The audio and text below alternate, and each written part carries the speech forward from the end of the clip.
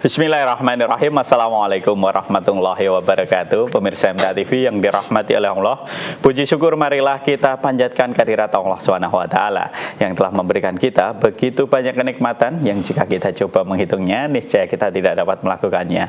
Salawat salam marilah kita haturkan kepada junjungan kita Nabi Muhammad SAW. Kembali lagi menyapa aktivitas pagi Anda dalam program unggulan Fajar Hidayah bersama saya Fatih Hakil Muslim. Telah hadir di tengah-tengah kita Ustadz yang akan mengampu Fajar Hidayah pada kesempatan pagi hari ini. Beliau adalah Ustadz Dr. Setio Budi Santoso. Mari kita sapa beliau. Assalamualaikum Ustadz. Waalaikumsalam warahmatullahi wabarakatuh. Kabar sehat untuk pagi ini Ustadz? Alhamdulillah sehat-sehat. Ya. Agak batuk. Iya, semoga Ustadz selalu diberikan kesehatan. Baru pulang dari Kabupaten Agam. Iya, Alhamdulillah tetap semangat dan sehat ya Ustadz. Ya. Baik pemirsa MTA TV yang dirahmati oleh Allah. Pemirsa, bencana alam kembali melanda saudara kita dari tanah longsor di Cilacap, Banjarnegara hingga banjir yang melanda di kota Sumatera, serta berbagai ujian yang menimpa saudara kita di berbagai daerah. Salurkan bantuan terbaik Anda di rekening MTA Peduli Bencana pada Bank Syariah Indonesia atau BSI, kode bank 451, nomor rekening 22342341111 atas nama Yayasan Majelis Tafsir Al-Quran. Setelah transfer berhasil, silakan konfirmasi ke Ustadz Sunarjo di nomor 081 2298 2256. Insya Allah sangat berarti untuk membantu pemulihan saudara-saudara kita yang terdampak bencana. Baik pemirsa MTA TV yang dirahmati oleh Allah, kami mengundang Anda sekalian untuk bergabung bersama kami melalui line telepon di 02716793000 atau Anda dapat mengirimkan pertanyaan tertulis Anda melalui line SMS atau WA di 08112553000. Namun sebelumnya, siapkan catatan dan mushaf Anda. Mari kita simak tausiah dari Ustadz Dr. Setio Budi Santoso. Silahkan Ustadz. Ya. Assalamualaikum warahmatullahi wabarakatuh. Alhamdulillahi nahmaduhu wa nasta'inuhu wa nastaghfiruh wa na'udzu billahi min syururi anfusina wa min sayyiati a'malina. May yahdihillahu fala mudhillalah wa may yudlil fala hadiyalah. Asyhadu an la ilaha illallah wa asyhadu anna Muhammadan abduhu wa rasuluhu. Amma ba'du. Qala Allah azza wa jalla, a'udzu billahi minasyaitonir rajim. Ya ayyuhalladzina amanu aufu bi'uqud. Para pendengar radio MTA FM, Persada FM, dan juga beberapa siaran radio yang ikut menyiarkan Fajar Hidayah pada pagi hari ini, dan terutama para pemirsa MTA TV yang berbahagia. Mari kita selalu mengingat Allah, bersyukur kepada Allah. Kita banyak diberikan nikmat, diberikan kesempatan, diberikan kehidupan, diberikan waktu, diberikan kesehatan, diberikan banyak hal.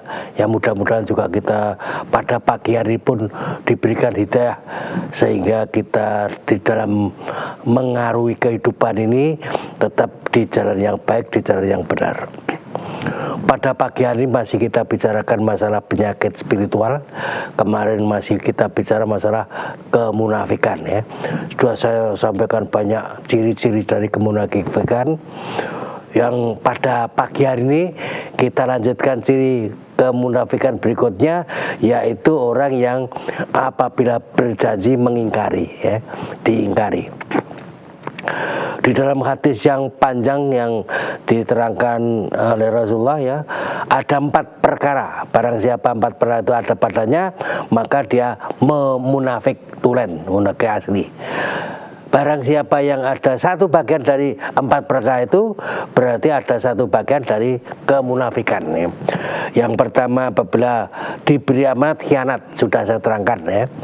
Kemudian yang kedua, apabila berbicara dusta, juga sudah saya terangkan kemarin.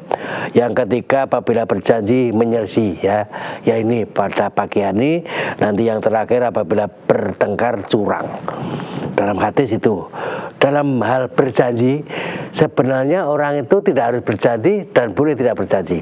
Jadi urusan janji itu adalah urusan kebolehan ya, urusan mubah, urusan yang kalau kita berjanji kepada manusia ya boleh-boleh saja, tidak berjanji juga tidak apa-apa itu. Tetapi apabila kita sudah berjanji, wajib memenuhi, ini yang paling penting. Jadi wajib kita melaksanakan janjinya itu. Apabila kita melanggar, tidak memenuhi janji, berarti berdosa, haram. Dan bukan dosanya hanya sekedar kita berjanji itu juga kepada manusia saja ya. Walaupun akhirnya kita janji kepada manusia, tapi pada hakikatnya Allah mengetahui, sehingga kalau kita melanggar janji kepada manusia itu juga diketahui Allah. Maka dari ini kita tidak boleh mengingkari sekalipun janjinya kepada manusia, apalagi janjinya kepada Allah ya. Syaratnya itu. Di ayat yang lain di surat Al-Baqarah diterangkan aufu bi'ahdi ufi bi'ahdikum wa iyaya farhabun. Penuhilah janji-janjimu kepadaku, niscaya aku akan memenuhi janjiku kepadamu, dan hanya kepadakulah kamu harus takut atau tunduk itu. Jadi kalau kita berjuang di jalan Allah, Allah akan memberikan ya keselamatan itu. Kalau kita berjanji kepada Allah, Allah akan memenuhi janjinya. Kemudian di ayat yang lain surat Nahl, tepatilah perjanjian dengan Allah apabila kamu berjanji, dan janganlah kamu melanggar sumpah-sumpahmu sesudah meneguhkannya. Sedang kamu telah menjadikan Allah sebagai saksimu terhadap sumpah itu, sesungguhnya Allah mengetahui apa yang kamu perbuat. Janji kepada Allah yang paling utama adalah syahadat ya. Syahadat itu janji kepada Allah. Asyhadu alla ilaha illallah ya. Tidak ada Tuhan selain Allah. Tuhan itu hanya satu, ya, hanya tunggal. Tidak ada Tuhan-Tuhan lain ya. Kalau ada Tuhan dua berarti salah satu bukan Tuhan. Kalau ada Tuhan tiga berarti duanya bukan Tuhan. Karena Khalik itu satu, pencipta itu satu. Tidak ada pencipta dua dan tiga. Kalau ada penciptaan dua dan tiga berarti yang kedua yang ketiga itu diciptakan. Itu makanya Allah kita berjanji, kemudian kita sudah syahadat itu janji pada Allah, maka jangan melanggar janji itu. Jadi kalau kita sudah bersumpah bahwa la ilaha illallah, tidak ada Tuhan selain Allah, ya sudah, jangan mencari Tuhan-Tuhan yang lain, itu janjinya kepada Allah. Kemudian wa ufi bi ahdi innal hatta kana mas'ula. Penuhilah janji-janjimu, sesungguhnya janji itu pasti dimintai pertanggungjawaban ya. Surat Al-Isra ayat 34 bahwa kita diwajibkan memenuhi janji. Janji itu tidak harus, janji itu boleh, mubah, tetapi kalau sudah berjanji harus memenuhi janji. Bahkan Nabi Ibrahim itu juga memenuhi janjinya apa yang dilaksanakan dalam kehidupan itu. Di surat Al-Ahzab ayat 15 diterangkan, dan sesungguhnya mereka sebelum itulah berjanji kepada Allah, mereka tidak akan berbalik ke belakang atau mundur, dan apabila perjanjian itu dengan Allah akan dimintai pertanggungjawaban. Jadi ini orang yang misalnya berperang di jalan Allah, mereka tidak mau itu tidak mundur, itu janjinya siap untuk berperang di jalan Allah. Bahwasanya orang-orang yang berjanji setia kepada kamu, sesungguhnya dia berjanji setia kepada Allah. Tangan Allah di atas tangan mereka. Maka barang siapa yang melanggar janjinya, niscaya ia melanggar janji itu dan akan menimpa dirinya sendiri. Dan barang siapa menepati janjinya kepada Allah, maka Allah akan memberikan pahalanya yang besar. Jadi janji setia, terutama baiat, terutama ya dalam riwayat Rasulullah itu dulu pertama kali pada saat bertemu dengan haji-haji dari luar Mekah, ada orang Madinah, akhirnya Rasulullah minta janjinya orang-orang yang Madinah tadi, namanya baiat Aqobah ya. Tempatnya di Mina ya. Pada saat haji-haji di Mina, Rasulullah memberikan ceramah, akhirnya terjadi namanya baiat Aqobah, berjanji setia nanti akan membantu umat Islam, berjuang umat Islam. Bahkan baiat Aqobah itu dilaksanakan 2 kali ya. Baiat Aqobah pertama dan baiat Aqobah kedua ya, itu juga lebih banyak, sehingga sudah ada persaudaraan antara orang Madinah dan orang Mekah. Walaupun Rasulullah belum berangkat ke Madinah ya, sudah ada janji setia bahwa orang-orang Madinah tadi ya akan membantu itu. Kalau ada perjanjian begitu sudah persaudaraan langgeng, sehingga janji setia juga dilaksanakan Rasulullah dengan para sahabat pada saat di Aqobah ya. Pada saat Aqobah kemudian Utsman diberitakan ditawan akan dibunuh dan sebagainya. Akhirnya para sahabat berjanji setia untuk membantu perjuangan Rasulullah, namanya Baiat Aqobah. Nah, kita di negara Indonesia itu banyak janji-janji kita ya. Ada pramuka itu apa kalau Palisiaga Dasa Dharma itu janji, atau kalau tentara ya ada sumpah prajurit ya, kalau PNS ada itu janji. Pegawai-pegawai negeri terutama pejabat itu disumpah sebelum melaksanakan tugas, berjanji ya, saya akan melaksanakan tugas sebaik-baiknya, saya akan tidak korupsi, saya akan, itu janji. Nah, itu harus dipenuhi ya, karena memang sudah berjanji begitu. Tadi janji itu kepada manusia dan janji kepada Allah tentu lebih didahulukan. Bahasanya tadi orang yang berjanji setia tadi itu diketahui oleh Allah, karena pada tangan Allah di atas tangan mereka. Jadi kalau ada perjanjian antar manusia, itu Allah ada di antara mereka yang berjanji setia. Jika mereka merusak janji sesudah janji mereka dilaksanakan, mereka mencerca agamamu, maka perangilah pemimpin-pemimpin orang kafir itu. Karena sesungguhnya mereka adalah orang-orang yang tidak dapat dipegang janjinya, agar supaya mereka berhenti. Surat Taubah 12. Jadi dulu yang paling ada Piagam Madinah ya. Piagam Madinah itu orang-orang Madinah baik Islam maupun non-Islam berjanji setia untuk mempertahankan Madinah. Sehingga kalau di Indonesia itu ada namanya Pancasila itu. Nah, di sana ternyata mereka itu kadang-kadang menyalahi janji tadi, ya, malah merusak kegiatan itu. Ya, itu namanya merusak janji. Jadi kalau sampai oleh Allah diperintahkan perangilah pemimpin mereka itu, ya. Ya, kita sudah berjanji Pancasila, ternyata dulu tahun 65 ada orang yang namanya PKI itu kan merusak janjinya ya, tidak berjanji dengan Pancasila tadi. Akhirnya perintah mereka ya, karena mereka tidak berjanji. Allah berfirman di surat An-Nisa, syaitan itu memberikan janji mereka dan membangkitkan angan-angan kosong. Surat An-Nisa ayat 120. Yang namanya setan itu selalu menghasung manusia untuk berbuat jelek, berbuat jahat, dan merasa itu mendapat janjinya ya. Barang siapa misalnya orang yang mencuri atau orang yang menipu akan mendapatkan harta yang banyak ya, janjinya begitu. Barang siapa yang minum khamr maka akan merasakan kenikmatan yang besar itu. Kemudian juga berzina dan sebagainya, dihasung untuk berbuat jelek, merasakan dikatakan bahwa itu perbuatan yang baik. Itulah perbuatan setan.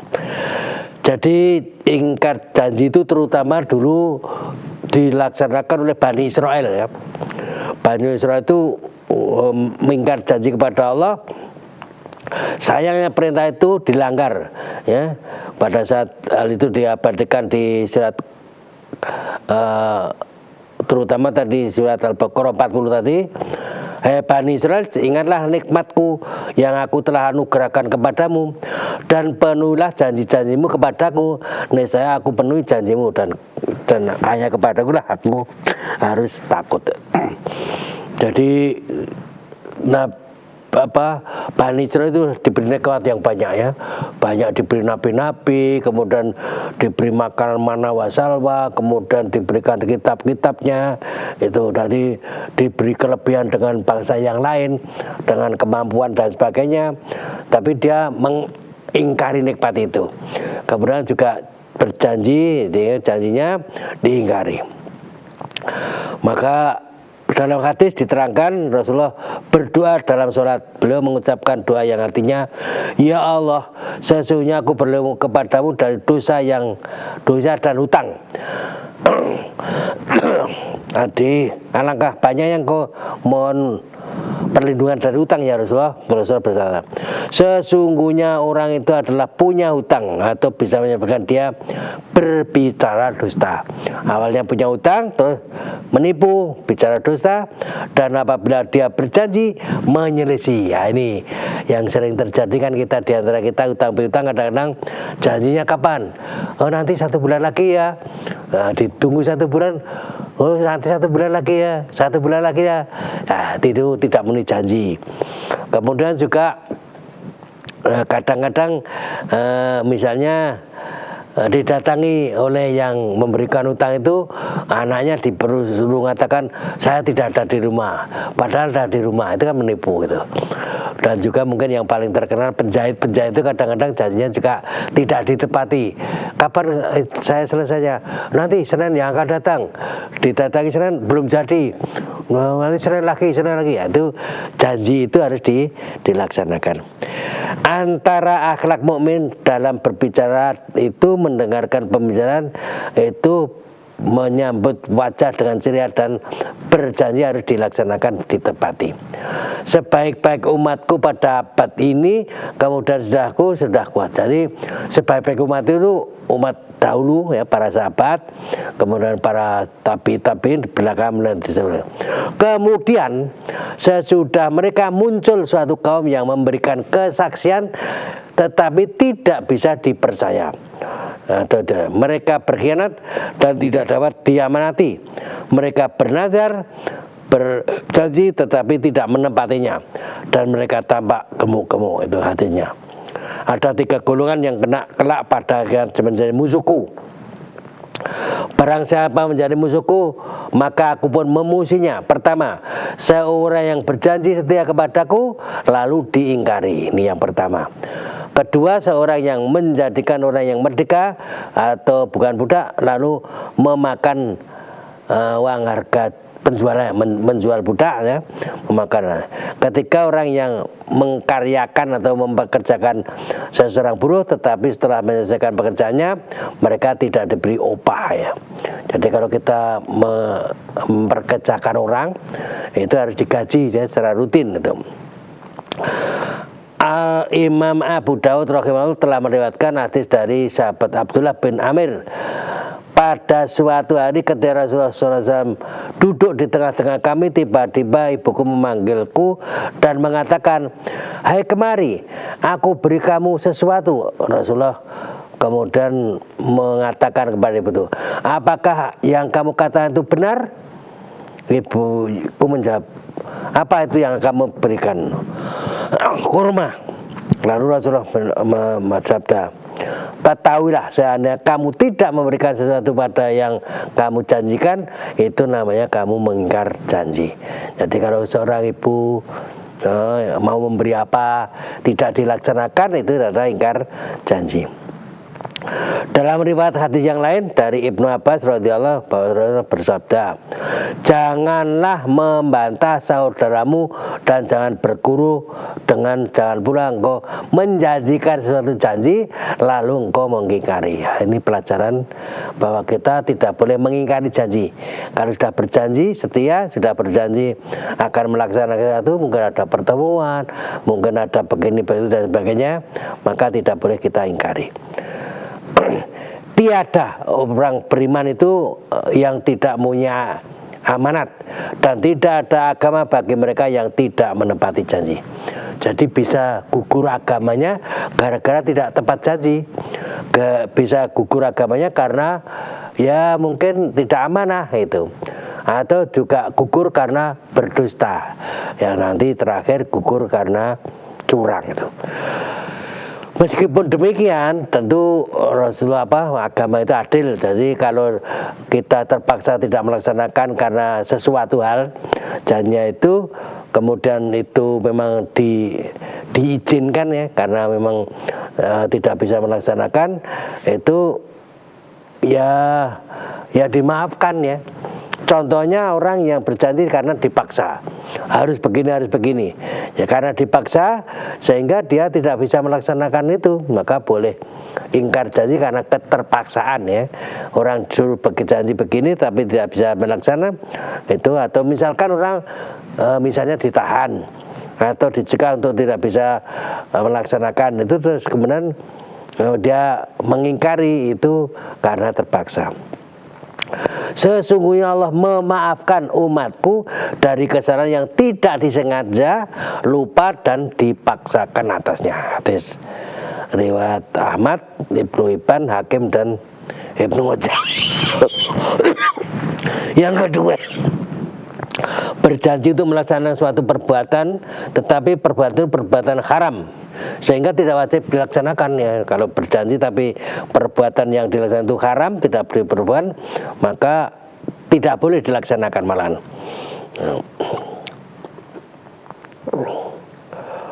Contoh baik.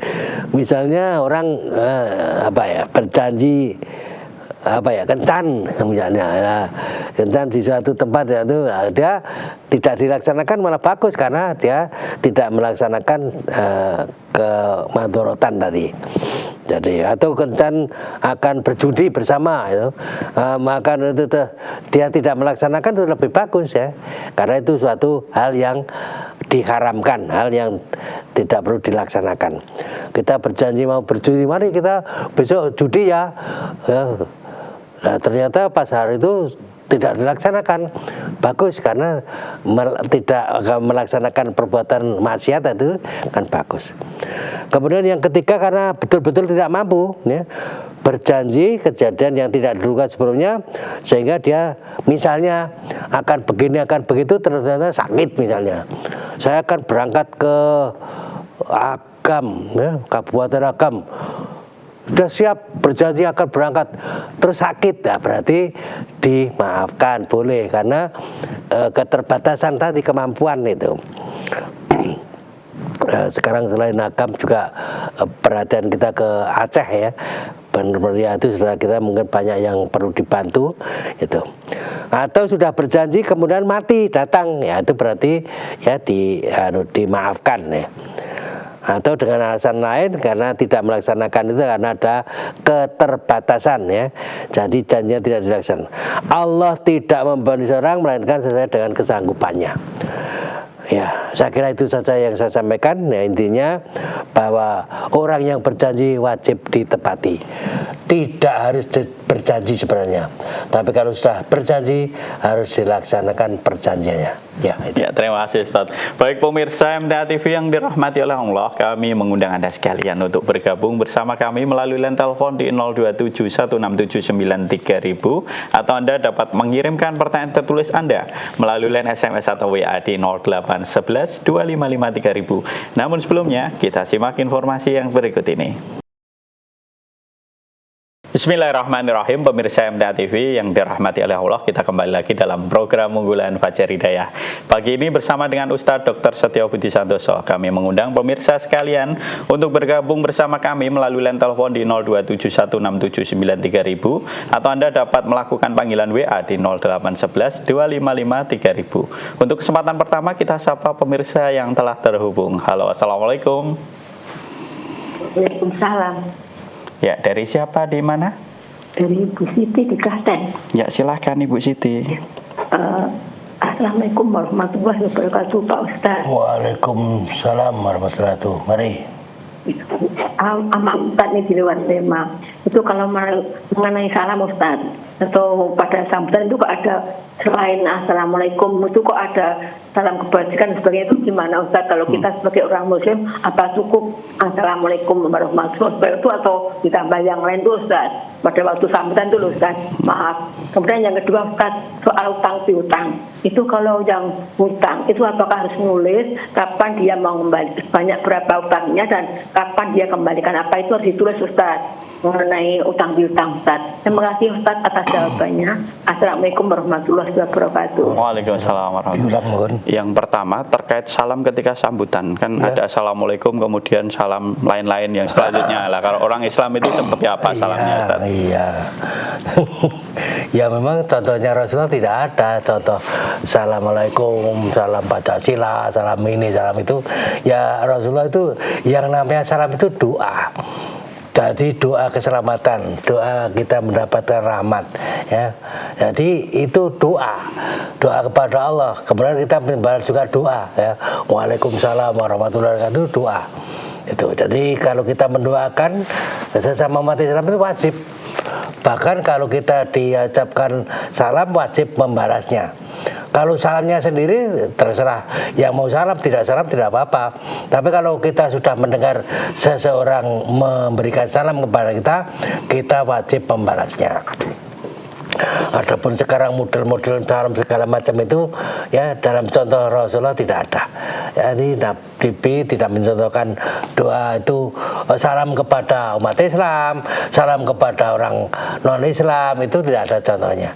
Bahkan Rasulullah kalau ada orang non-Islam memberikan salam kepada kita, barangkali salamnya bahasa saya diplesetkan assalamualaikum, itu artinya celakalah kamu, itu boleh kita menjawabnya waalaikum hanya gitu, atau kita tidak perlu menjawab. Tapi kalau paling banter waalaikum bagimu juga gitu. Jadi kalau ada orang non Islam memberikan salam kepada kita tidak perlu dijawab, ya. Atau paling banter waalaikum itu aja udah. Kalau memang salamnya betul-betul dimengerti, diyakini, ya kembali kepadanya ya sudah waalaikum. Ya, karena kamu kepengen mendapat rahmat, mudah-mudahan dapat rahmat, dapat hidayah. Itu. Kemudian kalau salam-salam kepada yang lain tidak ada contoh dari Nabi. Salam itu adalah doa, ya. Yang pertanyaan kedua terkait utang, apakah yang penghutang itu harus menulis kapan hutangnya, berapa jumlahnya, dan kapan kembalikannya? Iya, jadi dalam perjanjian utang piutang harus ada yang menuliskan, ya, dituliskan seberapa jumlahnya, kapan nyaurnya, dan ada saksi, ya. Jadi ada dua orang saksi yang tadi menandatangani perjanjian tadi. Itulah kita kadang-kadang melupakan tuntunan Islam, ya. Dalam Al-Baqarah ayat berapa tuh yang terakhir itu panjang menerangkan tentang hutang piutang itu, yang panjang itu satu harus ada penulis, ya.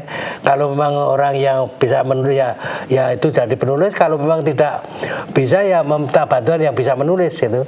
Bahkan nanti didiktekan, ya, ini perjanjian bunyinya begini dibacakan oleh penulis itu. Selain penulis ada saksi, ya, persaksian hutang piutang tadi jumlahnya berapa, kapan dibayar itu. Jadi harus ada penulis, ada saksi, dua orang saksi. Ya. Kami masih mengundang pemirsa sekalian untuk bergabung bersama kami melalui line telepon di 02716793000. Kita sapa pemirsa selanjutnya. Halo, assalamualaikum. Waalaikumsalam warahmatullahi wabarakatuh. Ya, dari siapa, di mana? Dari Ibu Mudrikah, Bengkulu Utara. Ya, silakan Ibu. Iya. Assalamualaikum warahmatullahi wabarakatuh, Ustaz.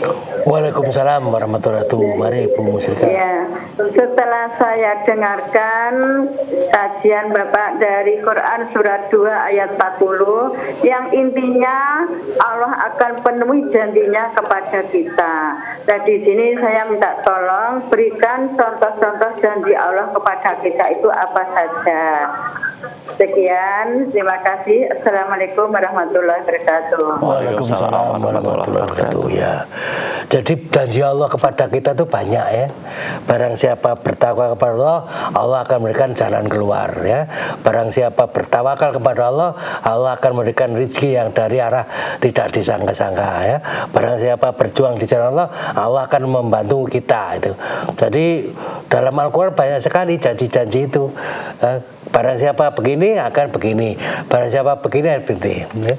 Jadi alhamdulillah kalau kita meyakini akan janji-janji Allah, maka kita akan mendapatkan janji itu. Yang kadang-kadang kita itu kalau janji manusia aja yang kadang-kadang diingkari kita percaya, tapi janji Allah tidak dipercaya ya. Nanti barang siapa berjuang di jalan Allah, Allah akan memberikan contoh misalnya janjinya Allah di surat At-Taubah ayat 111 itu ya, itu orang yang berjalan di jalan Allah itu semacam orang itu jual beli ya. Jadi orang yang mukmin yang mengeluarkan harta di jalan Allah itu dengan jiwanya itu digambarkan seperti orang yang jual beli. Barang siapa yang orang mukmin memberi dengan harta dan dirinya, dia menjual harta dan dia untuk Allah, maka Allah akan memberikan surga ya. Jadi kita mengeluarkan harta, mengeluarkan jiwa untuk di jalan Allah, Allah akan mengembalikan dengan surga. Yang menepati janjinya nanti Allah mendapatkan kegembiraan ya. Dan barang siapa yang berjual beli dengan kamulakan itulah kemenangan yang besar. Jadi orang yang berjuang di jalan Allah itu seperti menjual harta dan dirinya untuk Allah. Allah membelinya dengan surga, itu yang paling besar ya.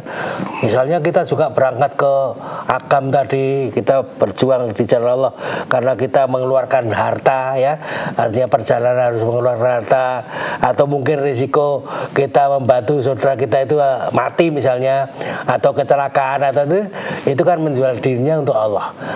Nanti Allah akan memberikan atau menggantikan dengan surga itu. Kalau dulu memang berperang ya, berperang betul ya, yang namanya perang Tabuk itu atau perang itu perjalanan panjang ya, perjalanan 15 hari dengan harta yang mungkin sangu-sangunya makanan dan juga kendaraannya unta itu. Tapi sekarang kan enak ya. Kita berjuang di jalan Allah ke Agam tadi naik mobil ya, tidak 15 hari, hanya 3,5 hari ya dalam perjalanan. Ada yang naik pesawat cuma sehari sudah sampai ya. Itu kan ringan dibandingkan dulu ya. Nah, itu orang berjalan di jalan Allah, mereka mungkin terbunuh, mungkin membunuh, perang dulu. Ada yang terbunuh, ada yang membunuh. Semuanya menguntungkan ya. Kalau dia terbunuh mati masuk surga. Kalau dia membunuh berarti memberi kemenangan di dunia itu. Tadi itulah janji Allah, janji yang benar. Baik Allah berjanji dalam Taurat, Injil maupun Al-Quran. Jadi janjinya Allah kalau orang berjalan di jalan Allah, berjuang di jalan Allah, Allah berjanji akan menukarnya dengan surga, jual beli dengan Allah. Ini salah satu contoh yang paling besar. Selain itu ya banyak-banyak. Ya, kehidupan dunia itu ya, kalau kita berjalan di jalan Allah ya, kebersamaannya jalan, Allah akan memberikan ya nikmat dari langit, dari bumi ya. Jadi mencurahkan harta atau mencurahkan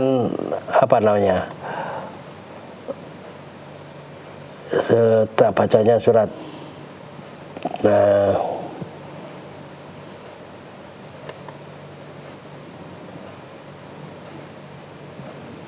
lupa ya. Barang siapa yang ya diberi kehidupan yang baik lah di jalan Allah, itu akan diberi kehidupan yang baik gitu. Ya, ya, kita ke pertanyaan selanjutnya Ustadz, pertanyaan tertulis ini terkait janji Ustadz. Ya. Ada seorang Ustadz yang biasa berjanji bila jamaah ada yang bisa mendebak indeks ayat Al-Quran akan memberikan hadiah umroh. Tetapi setelah ada jamaah yang bisa menebak, kemudian dia bilang kalau mau umroh ya daftar bayar sendiri.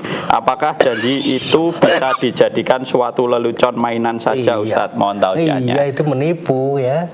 Berjanji siapa yang bisa menebak ya ayat-ayat itu kemudian akan diberi hadiah umroh. Nah, setelah ada yang menebak terus, lah kalau mau umroh ya harus bayar sendiri, berarti membohongi itu. Sama, itu berjanji tapi tidak ditepati. Ya. Ya, kami masih mengundang pemirsa sekalian untuk bergabung bersama kami melalui line telepon di 02716793000. Kita sapa pemirsa yang telah terhubung. Halo, assalamualaikum. Halo, assalamualaikum. Ya, sepertinya. Ya. Ya, dari siapa, di mana? Bapak Mustafa dari Selatan. Ya, silahkan Pak Mustafa. Assalamualaikum warahmatullahi wabarakatuh. Waalaikumsalam warahmatullahi wabarakatuh. Mari Pak Mustafa. Saya nyapa aja itu pertanyaannya masalah kunut. Masalah apa Pak Mustafa? Mungkin bisa diulangi Pak Mustafa? Tidak terdengar. Masalah kunut. Oh, kunut. Ya, Apa? Kunut. Pernah melakukan kunut yaitu sepenuhnya ataupun dipenuhnya sahabat 70 itu. Nah, itu kunut yang dilakukan Rasulullah itu apakah seperti kunut-kunut yang biasa saya lakukan ketika saya belum ngaji di ini Bapak itu kalau ini penajai doang apa itu. Pertama.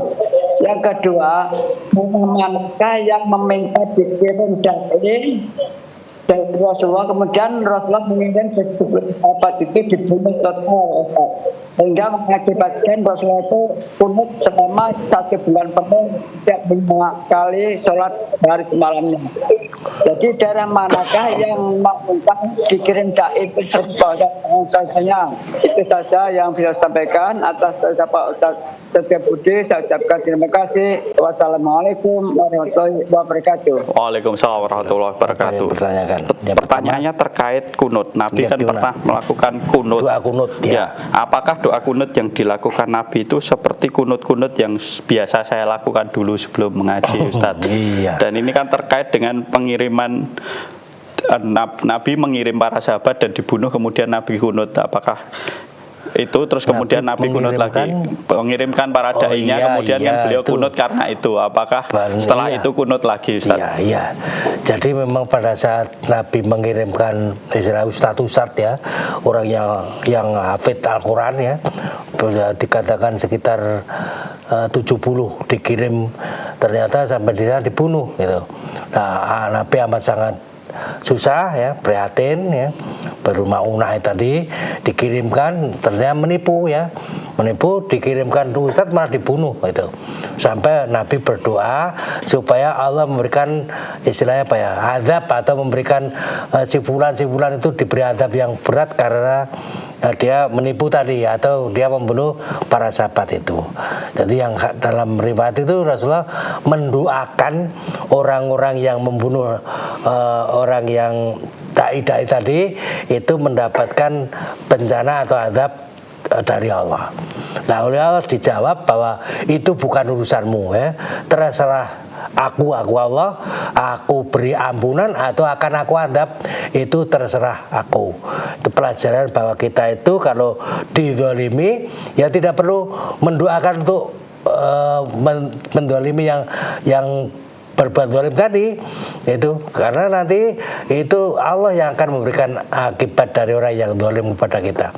Maka kalau kita difitnah, kita tidak perlu membalas fitnah. Kita diberikan berita bohong itu, MTA itu banyak sekali berita-berita bohong. Kita tidak perlu menggantikan dengan berita bohong yang lain ya. Ya, jadi tidak misalnya dicaci maki ya biarkan saja ya, atau mungkin dikatakan ini dikatakan itu ya biarkan saja itu. Nggak perlu kita gantian, wah ini si fulan itu begini, oh si anu itu begini, itu tidak perlu dibegitukan ini. Oleh Rasulullah pada saat berdoa kepada Allah supaya kaum tadi Maunah itu tadi diberi azab atau diberi oleh Allah ditegur bahwa itu bukan urusanmu. Maka itu namanya kunut nazilah namanya. Kunut nazilah. Kemudian setelah itu memang Rasulullah tidak melaksanakan kunut lagi. Ada sementara yang mengatakan Rasulullah tetap melaksanakan kunut subuh. Ya, monggo, itu dua perbedaan itu. Tetapi kebanyakan ya tadi karena tidak ditegur Allah sudah tidak perlu kunut, maka sudah tidak kunut. Maka kunut nazilah itu ada mungkin bahasa saya dua ya. Ada yang kalau ada bencana atau ada yang kezaliman, misalnya kemarin terjadi di Palestina oleh Israel, kita kunut itu ada. Tapi karena Rasulullah ditegur Allah, ya sudah tidak kunut karena itu bukan urusanmu. Nanti terserah Allah. Allah yang akan mengadab atau dimaafkan atau diampuni itu. Jadi nanti terserah Allah, itu bukan urusan kita. Kalau kita mendoakan kejelekan kepada orang yang berbuat jelek kepada kita, ya berarti kita sama saja jeleknya kan gitu. Dan yang kedua apa? Sudah Ustadz. Ya, kita ke pertanyaan selanjutnya. Tadi sama terkait kunut itu, jadi satu rangkaian. Maka sekarang ya kita tidak melaksanakan kunut karena sudah ditegur Allah, ya tidak dilaksanakan. Nah, adapun kunut sekarang yang biasa dilaksanakan itu ya kita tidak tahu dasarnya dari mana, artinya bacaan-bacaannya seperti itu tuh ya mungkin dari ulama-ulama mereka ya yang bacanya begini-begini. Tapi kalau Rasulullah yang dibacakan pada saat kunut itu adalah permohonan kepada ya bani karena dia menganiaya ustadz-ustadz yang dikirim oleh Rasulullah. Ya. Ya, kita ke pertanyaan selanjutnya Ustadz dari Pak Mulyono di Seputih Mataram. Ustadz, apakah boleh uang zakat mal itu disumbangkan untuk korban bencana Ustadz, seperti bencana alam ataupun banjir sekarang ini, mohon tausiahnya? Ya sebaiknya kalau kita mau korban membantu bencana ya, tidak sama dengan zakat ya. Dulu zaman Nabi yang namanya zakat itu ada namanya amil ya, pengumpul zakat.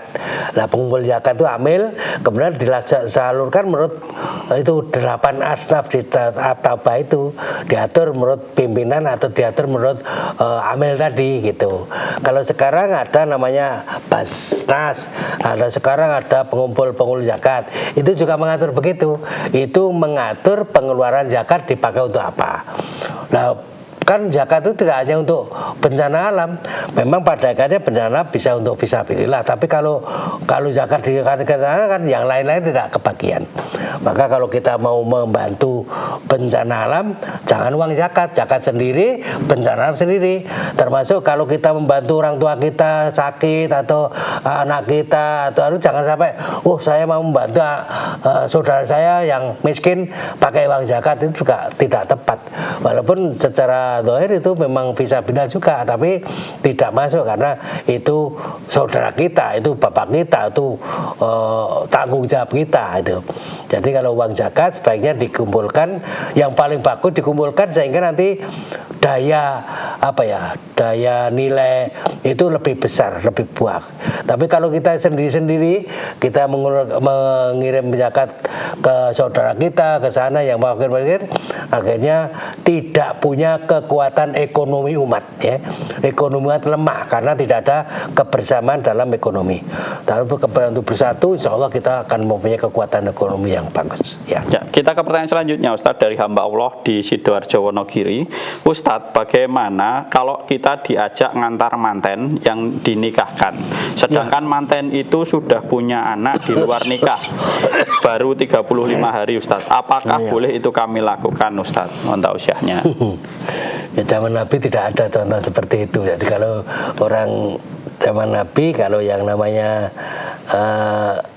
sudah melahirkan sebelum nikah kan berarti ya itu di luar peraturan. Namanya melahirkan kan berarti tidak hanya berzina sekali dua kali, itu berkali-kali sampai melahirkan anak. Itu kalau sudah berzina kan zaman Nabi itu hukumnya rajam itu, atau bukannya itu. Tapi kalau sekarang model-model seperti itu ya kita diajak ya tidak perlu membantu itu. Artinya diajak ya, yang paling bagus yang namanya pernikahan tadi ya hanya sekedar melaksanakan pernikahan tadi itu, kemudian ada saksi, ada wali, ada udah. Jangan sampai ada pesta pernikahan ya, rame-rame. Itu dulu ya punya anak tanpa kok kita pesta itu, kita membantu pesta itu kan tidak perlu itu. Ya, Kalau itu kita membantu ya diajak, ya udah nggak usah ikut aja.